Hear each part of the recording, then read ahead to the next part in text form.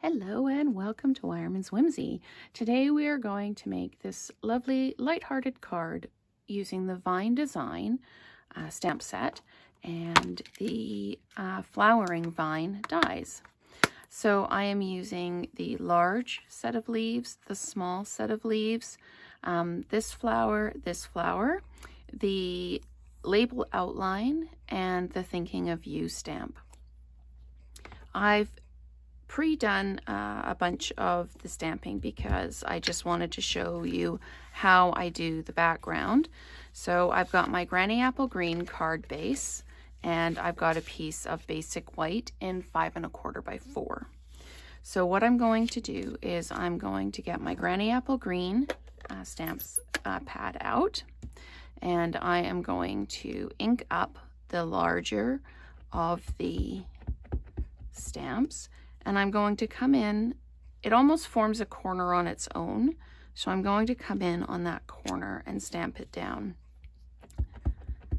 And then I can come in and fill in this corner like this.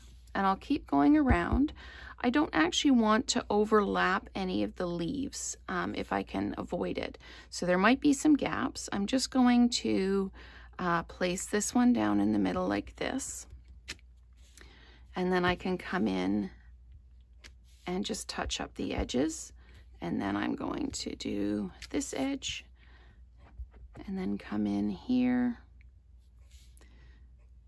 The design of the stamp actually makes it really easy to kind of fill in and fit things around. So I'm just going to fill that in there. If you find that you've got gaps that you want to fill in, there is the little set of leaves, and you can just ink that up, and if you need to, you can just pop it in.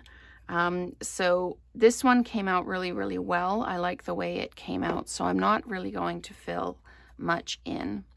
I've stamped and pre-cut the flowers that I want to use, and also the greeting. When you're doing this one, it's easiest if you use the label stamp first, and then you can line up your greeting stamp inside of that, and then you use the die to cut it out. And I would like this to be in the middle, so I'm just going to put that down like that, nice and even. Except when you move it, there we go. So there we go. And I have dimensionalized all of the flowers as well. And you can place them wherever you think they would naturally fit. So I am just going to place some of these down. If there's a little bit of a space that I want to fill in, I will do that. And you can cut as many of these out as you want. This card only has 4 of the Flirty Flamingo on and has 5 of the Coastal Cabana. For this one, I did more of the Flirty Flamingo, just because I was in the mood to do more. There is 1 die for each flower, so it does take a little bit of time to run them all through. You can run, you can cut the 2 flowers out at a time, but you still do have to, if you want 5 flowers of each, you still have to run it through 5 times. So that's one of the reasons that I kind of pre-did this, was because I wanted to just build the card with you. So I just finished placing these flowers down where I think I'd like them to be.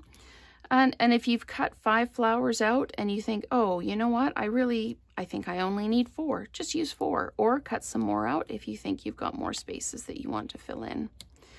So once the card front is done, we can just put some adhesive on our card base with our stamp and seal. Sometimes you just have to manually advance it, and you just run it along.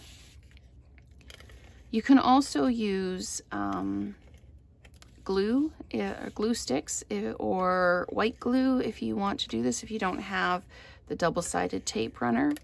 I just like the double-sided tape runner. The adhesive is really good on it. And I am just going to line this up so it's centered, and then drop it down And that is the card complete.